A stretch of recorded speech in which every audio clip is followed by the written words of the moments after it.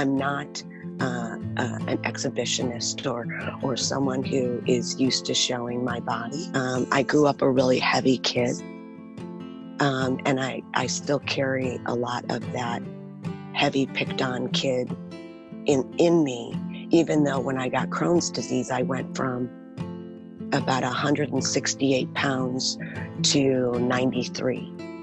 Having Crohn's disease was kind of like having an evil spouse, an abusive spouse.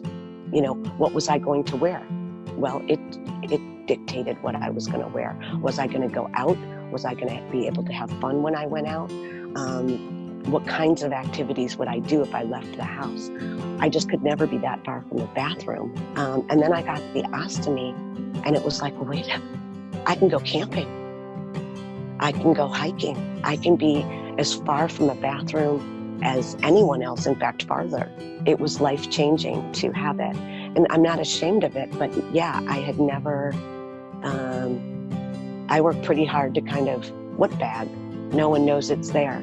I don't feel it's something that I need to share. You know, if someone's an amputee, they generally, it can be fairly obvious that they've lost a limb, and they don't have any embarrassment about letting you know they lost a limb. Here's my prosthetic. We have a really hard time with biological function in our society. And so there's always been a lot of, well, I'm supposed to hide that. That's not an amputation anyone wants to see.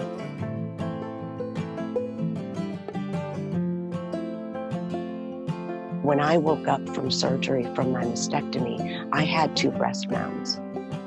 They were enormous.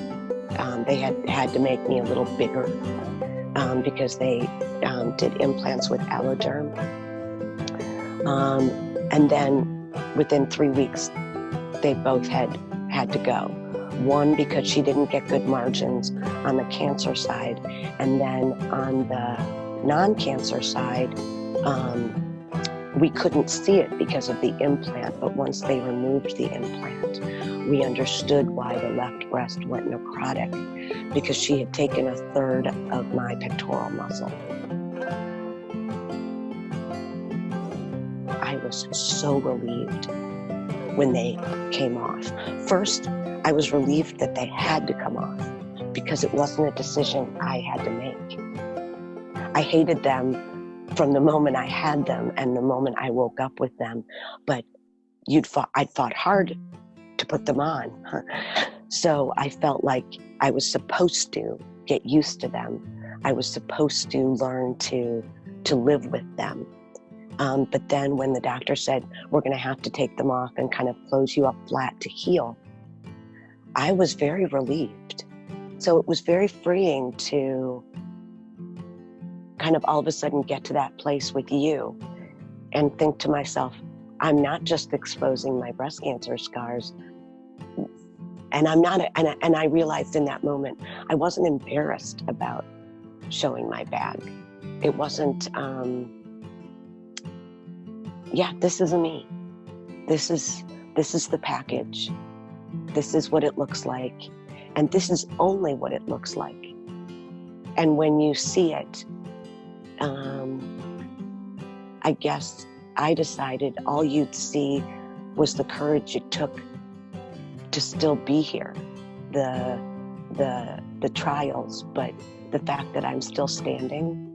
And in that moment with you on the beach, you know, the wind was blowing and I could feel the beautiful sun on my face, and the package just wasn't as important as the glorious sensation of just standing there, kind of just me, being completely okay. This is the package. There's no hiding it. I've removed all of the masks that we wear, right? But just by being naked, and it was, I think about that moment. I can remember that moment with the cloth over my head. And you said something like, just tilt your face up. And I remember tilting my face up and thinking, I'm okay. I'm okay. I'm here. This is me. And I can feel glorious in this moment. And I'm not thinking about the bag, the breasts, the whatever. I'm just here being me.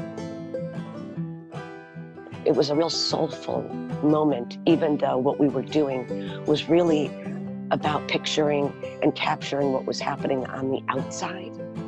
To me, the pictures will always remind me, I'm getting all teary, they'll always remind me of that moment where it was like I was being touched by God. And it was the me that was shining, not anything else. And I think I've worked my whole life for that kind of internal okay. And it's so interesting to have found it without so many of my parts.